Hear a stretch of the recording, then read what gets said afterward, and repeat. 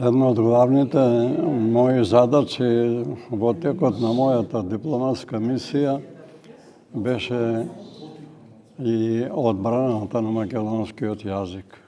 Во текот на оние изминати 5 години дипломатска мисија, при секој разговор, дали со представници на дипломатскиот кор, а најмногу со домакините, во секој разговор македонскиот јазик беше една од првите теми.